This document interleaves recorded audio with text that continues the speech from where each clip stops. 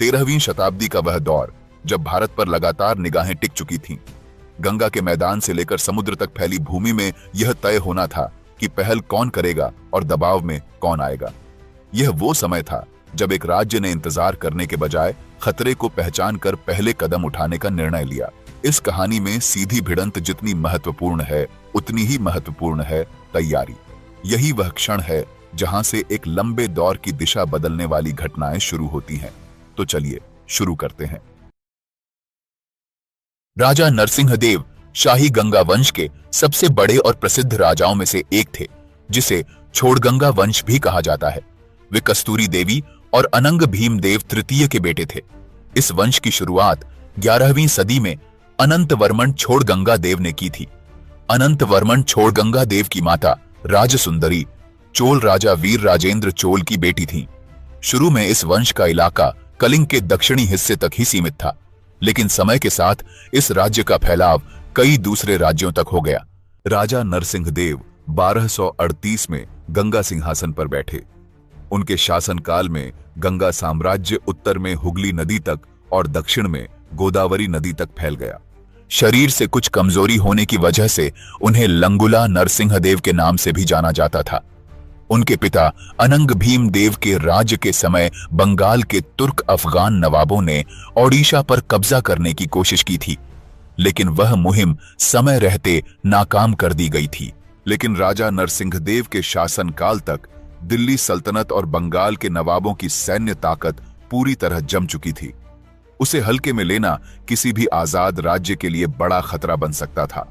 उत्तर भारत में दिल्ली सल्तनत लगातार अपना इलाका बढ़ा रही थी और बंगाल के नवाब नाम के तौर पर अधीन रहते हुए भी अपने इलाके में अच्छी खासी सेना और अपने फैसले लेने की ताकत रखते थे। इस हालत को देखते हुए राजा नरसिंहदेव अच्छी तरह समझ चुके थे कि ओडिशा पर आने वाले समय में किसी न किसी रूप में हमला होना लगभग तय है। यह सिर्फ अंदाजा नहीं था, बल्कि समय की बात थी। इसी सोच के आधार पर उन्होंने अपने राज्य की सेना को मजबूत करने के लिए पक्के कदम उठाए और सिर्फ बचाव करने के बजाय खुद आगे बढ़कर कदम उठाने का फैसला किया। राजा नरसिंहदेव का मकसद सिर्फ आने वाले हमले का सामना करना नहीं था, बल्कि बंगाल के मुस्लिम नवाबों को साफ संदेश देना था कि ओडिशा ऐसा राज्य है जो जरूरत पड़ने पर दुश्मन के इलाके में घुसकर कड़ा जवाब दे सकता है। उस समय यह माना जाता था कि दुश्मन की जमीन पर हमला करके उसे हराना एक असरदार तरीका होता है, क्योंकि इससे उसकी हमला करने की योजनाएं शुरू में ही टूट जाती थीं। राजा नरसिंहदेव का यह हमला इसी लंबी सोच का हिस्सा था, जिसका मकसद आगे चलकर ओडिशा की सीमाओं को सुरक्षित रखना था।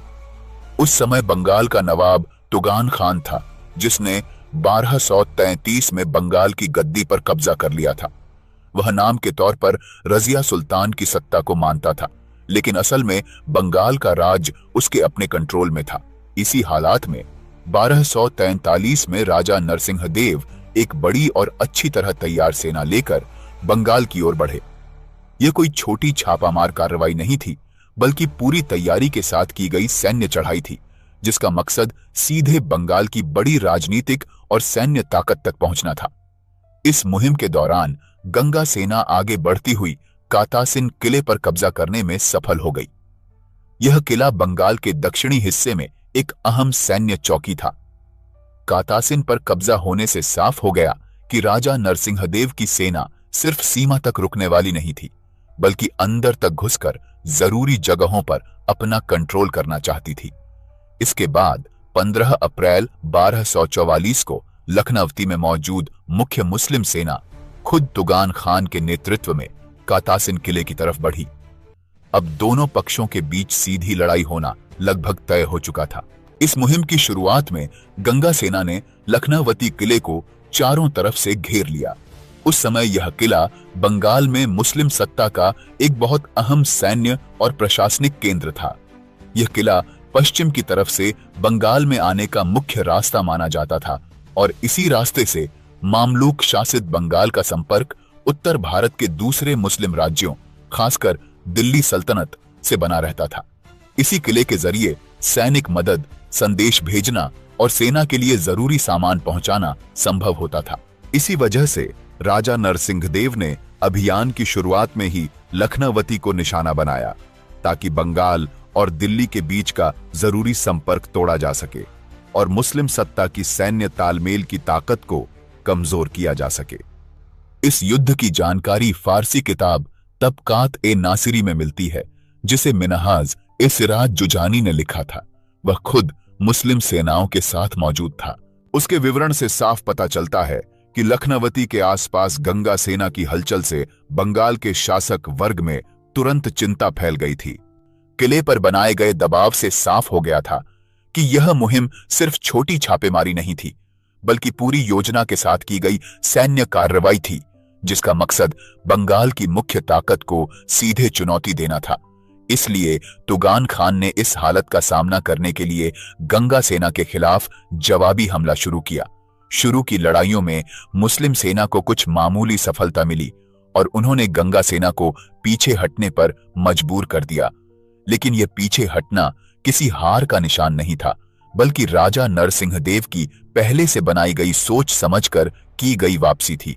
गंगा सेना सही तरीके से पीछे हटते हुए सीमा के पास मौजूद कातासिन किले की तरफ बढ़ गई। कातासिन का इलाका घने जंगलों और गन्ने की मोटी झाड़ियों से घिरा हुआ था, जो अपने आप में मजबूत बचाव वाला क्षेत्र था। इस इलाके में घुड़सवार सेना की चाल अपने आप धीमी हो जाती थी और बड़ी सेना का मिलकर आगे बढ़ना मुश्किल हो जाता था। इसी जगह के फायदे को समझते हुए गंगा सेना ने वहां लड़ाई की तैयारी पहले से कर रखी थी। मुस्लिम घुड़सवार सेना की रफ्तार रोकने और उन्हें उलझाने के लिए गंगा सैनिकों ने रास्तों में खाइयां खोद दी थीं, ताकि आगे बढ़ते समय उनकी चाल धीमी हो जाए और उन्हें रुकना पड़े। इसके अलावा गंगा सेना ने कुछ हाथियों को खुले मैदान में चारा देकर जानबूझकर छोड़ दिया था, जिससे ऐसा लगे कि सेना घबराकर बिखरते हुए पीछे हट रही है। इसका मकसद पीछा कर रही मुस्लिम सेना को और आगे खींचना और हाथियों को पकड़ने के चक्कर में उन्हें अलग अलग कर देना था। इस तरह गंगा सेना ने जगह, चाल और दुश्मन की सोच का फायदा उठाकर ऐसी हालत बना दी जिसमें आगे की लड़ाई उनके लिए आसान हो सके। जब काफी देर तक गंगा सेना की तरफ से कोई सीधी चुनौती नहीं आई और मैदान में किसी तरह की हलचल नहीं दिखी, तो तुगान खान की सेना ने यह मान लिया कि गंगा सैनिक कातासिन का इलाका छोड़कर पीछे हट गए हैं। इसी गलत फहमी में तुगान खान की सेना ने दोपहर के समय वहीं डेरा डाल दिया, खाने पीने का इंतजाम किया और सैनिक आराम करने लगे। इस समय ज्यादातर सैनिक युद्ध की तैयारी में नहीं थे और उनकी सेना की बनावट भी कमजोर पड़ चुकी थी, क्योंकि उन्हें तुरंत किसी हमले का अंदेशा नहीं था। यही वह मौका था जिसका गंगा सेना पहले से इंतजार कर रही थी। जैसे ही मुस्लिम सेना पूरी तरह बेफिक्र होकर आराम करने लगी, गंगा सैनिक अपने छिपे हुए ठिकानों से अचानक बाहर निकल आए। घने जंगलों और गन्ने की झाड़ियों में छिपी गंगा सेना की टुकड़ियां अचानक एक साथ आगे बढ़ीं और बिना किसी चेतावनी के मुस्लिम शिविर पर हमला कर दिया। यह हमला इतनी तेजी और अचानक हुआ कि मुस्लिम सैनिकों को अपनी पंक्तियां संभालने का मौका ही नहीं मिला और न ही वे ठीक से हथियार उठाकर जवाब दे सके। इस अचानक हमले से पूरी सेना में भगदड़ और घबराहट फैल गई। फारसी इतिहासकार मिन्हाज-ए-सिराज ने इस घटना का विस्तार से जिक्र किया है। उनके मुताबिक गंगा सेना का एक संगठित दल किले की तरफ से सीधे सामने से आगे बढ़ा, जबकि उसी समय करीब 200 पैदल सैनिक और 50 घुड़सवारों का दूसरा दस्ता गन्ने के घने जंगल के पीछे से चुपचाप निकलकर मुस्लिम सेना पर टूट पड़ा। दोनों तरफ से हुए इस मिलकर किए गए हमले ने मुस्लिम सैनिकों को पूरी तरह घेर लिया। इस अचानक और पहले से सोचे हुए हमले की वजह से तुगान खान की सेना को बहुत बड़ा नुकसान हुआ। बड़ी तादाद में सैनिक मारे गए और बाकी सैनिकों में डर और भगदड़ फैल गई। हालत इतनी खराब हो गई कि तुगान खान के लिए लड़ाई को आगे बढ़ाना मुमकिन नहीं रहा। हार मानते हुए वह मैदान छोड़कर अपनी राजधानी लखनवती की तरफ भाग गया। गंगा सेना ने इस मौके का फायदा उठाया और कातासिन से काफी दूर तक पीछे हटती मुस्लिम सेना का पीछा किया, जिससे उनकी हालत और बिगड़ गई। इस बड़ी जीत के बाद गंगा राज्य की उत्तरी सीमा दमदार नदी तक पहुंच गई। यह सिर्फ एक लड़ाई जीतने की बात नहीं थी, बल्कि इससे साफ दिख गया कि बंगाल की सैन्य ताकत के मुकाबले गंगा राज्य ज्यादा मजबूत साबित हुआ। कातासिन इलाके में बड़ी जीत मिलने के बाद गंगा सेना ने बंगाल में अपनी सैन्य बढ़त को और आगे बढ़ाया और ओडिया सेना ने गंगा नदी के किनारे बसे दो अहम प्रांत वरेंद्र और राढ़ पर फिर से कब्जा कर लिया। ये दोनों इलाके एक दूसरे से लगे हुए थे और बंगाल की प्रशासन और सेना के लिए बहुत जरूरी माने जाते थे।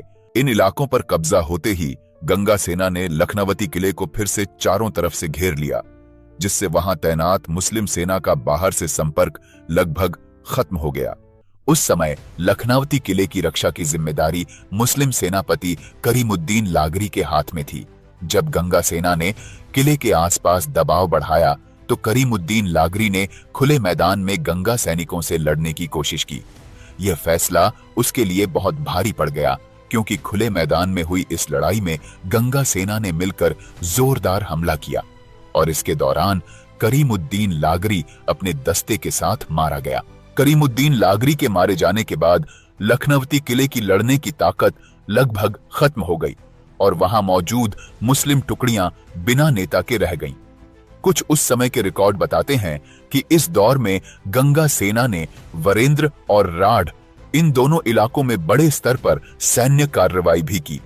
इन इलाकों में मौजूद मुस्लिम प्रशासनिक चौकियों और सैन्य ठिकानों को निशाना बनाया गया, जिससे बंगाल की सैन्य व्यवस्था को भारी नुकसान पहुंचा।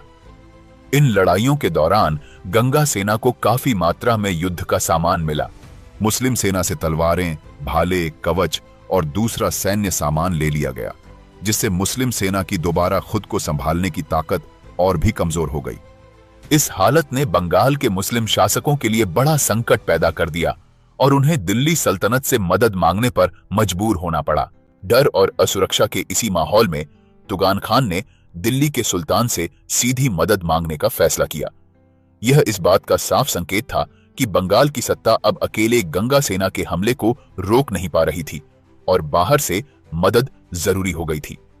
मदद मांगने के लिए तुगान खान ने शरफ उल मुल्क अल अशरी और काजी जलाल उद्दीन काशानी को दिल्ली के शाही दरबार में दूत बनाकर भेजा। इन दूतों का मकसद सुल्तान को बंगाल की असली सैन्य हालत बताना और यह समझाना था कि गंगा सेना की बढ़त सिर्फ बंगाल ही नहीं बल्कि दिल्ली सल्तनत के असर वाले इलाकों के लिए भी खतरा बन सकती है। शाही दरबार में इस हालत को गंभीरता से लिया गया और सुल्तान ने बंगाल में दखल देने का फैसला किया। सुल्तान के आदेश पर मलिक कुराकश खान, जो करामानिकपुर का नवाब था, और मलिक तामूर खान, जो अवध का नवाब था, को एक बड़ी सेना के साथ तुगान खान की मदद के लिए भेजा गया। इन दोनों सेनापतियों के साथ आई सेना का मकसद सिर्फ लखनवती की रक्षा करना नहीं था, बल्कि गंगा सेना को बंगाल की सीमा से बाहर धकेलना और वहां फिर से मुस्लिम सत्ता मजबूत करना था। इसके बाद 30 अप्रैल 1245 को यह संयुक्त मुस्लिम सेना लखनवती पहुंच गई, जिससे बंगाल में सैन्य हालत अचानक बदलने लगी। इसी दौरान गंगा सेना को बड़ी मुस्लिम सैन्य टुकड़ियों के आने की खबर मिल चुकी थी। इस हालत को समझते हुए राजा नरसिंहदेव की सेना ने लखनवती किले की घेराबंदी जारी रखने के बजाय उसे छोड़ने का फैसला किया। यह वापसी किसी हार की निशानी नहीं थी, बल्कि सोच समझकर लिया गया फैसला था, जिसके जरिए गंगा सेना ने सीधी भिड़ंत से बचते हुए अपनी ताकत को सुरक्षित रखा। इस तरह गंगा सेना पीछे हट गई और बंगाल के मैदान में अगली लड़ाई अब नए राजनीतिक और सैन्य हालात के बीच तय होने लगी। तुगान खान को यह उम्मीद थी कि दिल्ली से आई मदद के बाद दोनों मुस्लिम सेनाएं मिलकर गंगा सेना को बंगाल सल्तनत की सीमा से पूरी तरह बाहर निकाल देंगी और बंगाल में उसकी सत्ता फिर से सुरक्षित हो जाएगी। उसका अंदाजा था कि करामानिकपुर और अवध से आई सेनाओं की मिली हुई ताकत बहुत ज्यादा है और वे मिलकर गंगा सेना पर जोरदार दबाव बना देंगी। लेकिन हालात उसके अंदाजे के मुताबिक नहीं चले, क्योंकि गंगा सेना की पहले की कार्रवाइयों ने बंगाल की सेना और प्रशासन को पहले ही कमजोर कर दिया था। अब मुस्लिम पक्ष के अंदर ही शक और सत्ता की लड़ाई शुरू होने लगी। इसी दौरान मलिक तामूर खान को तुगान खान की वफादारी और इरादों पर शक होने लगा। उसे डर था कि तुगान खान मौका मिलने पर अपनी ताकत बढ़ाकर दिल्ली सल्तनत को चुनौती दे सकता है। इसी शक के आधार पर तैमूर खान ने सीधी कार्रवाई करते हुए लखनावती पर कब्जा कर लिया। इस कदम के बाद तुगान खान की हालत पूरी तरह कमजोर हो गई। वह न तो दिल्ली की मदद पर भरोसा कर सकता था और न ही बंगाल में अपनी सत्ता बचा पाने की हालत में रहा।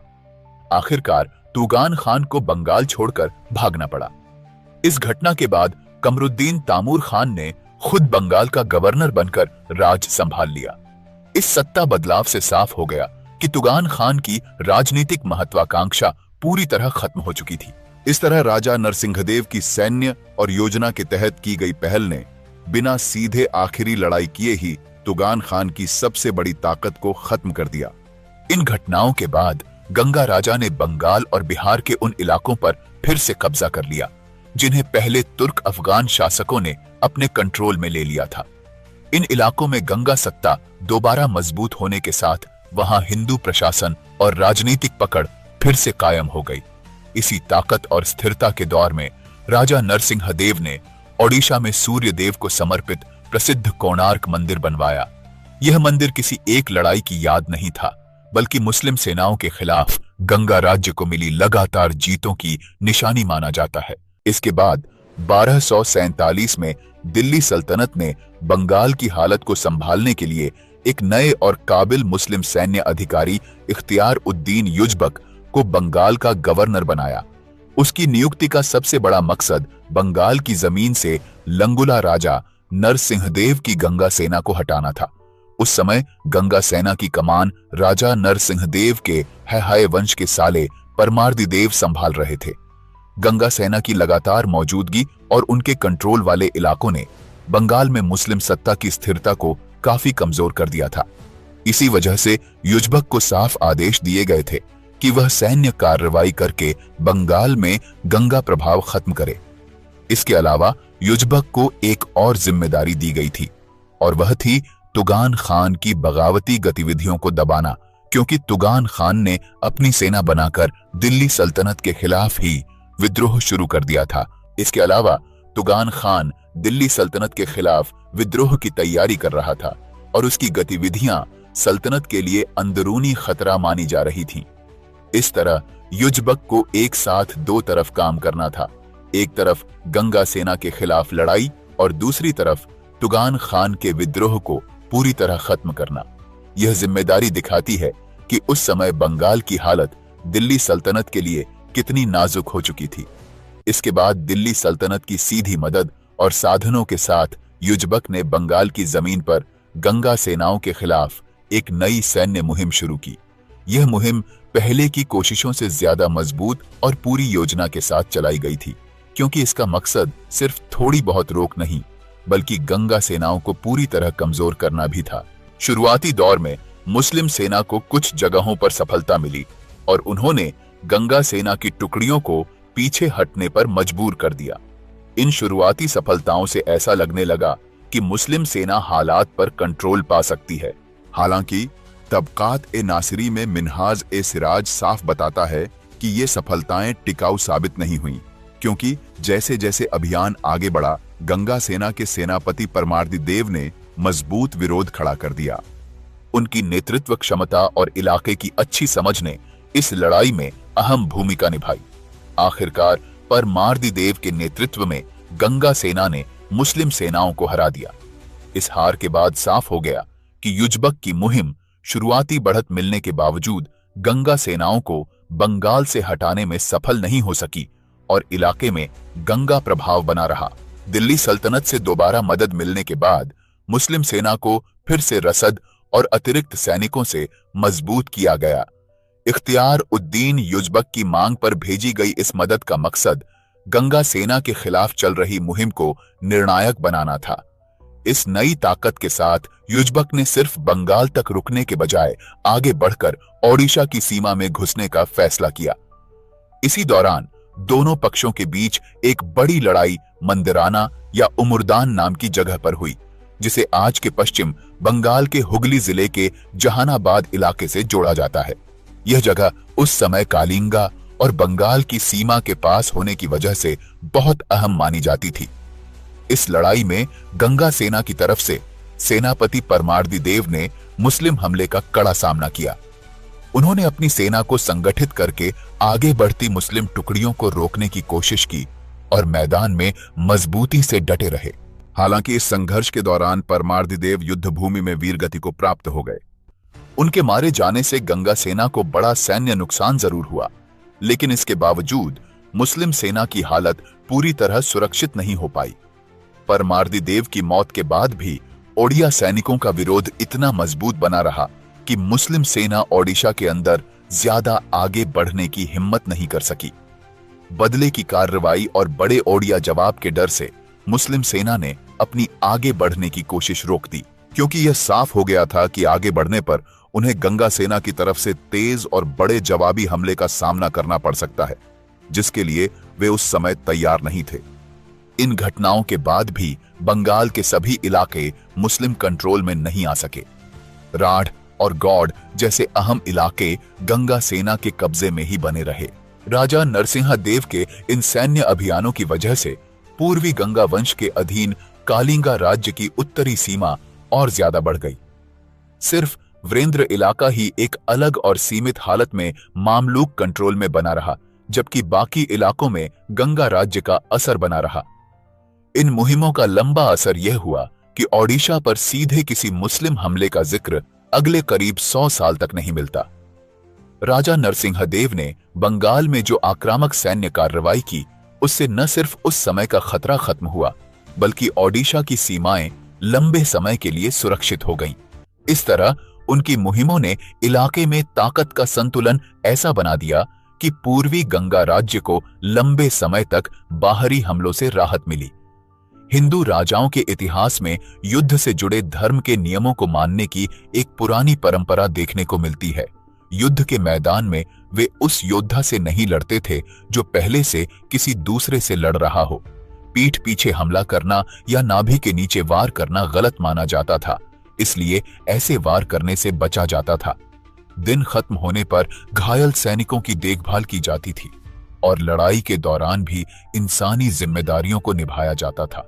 महिलाओं और युद्ध में पकड़े गए लोगों और किसानों को पवित्र माना जाता था।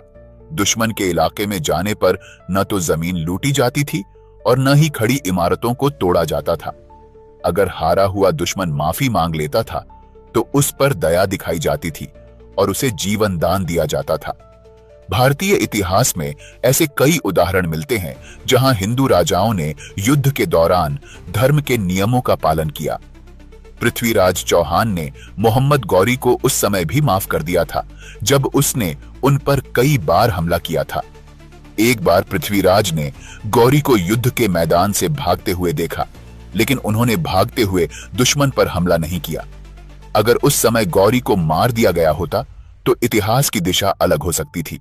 इसी तरह राजा पृथु ने 1206 में बख्तियार खिलजी को बुरी तरह हरा दिया था। इसके बाद भी जब मुस्लिम युद्ध बंदियों ने माफी मांगी तो उन्हें सजा देने के बजाय अपने राज्य में बसने की इजाजत दी गई।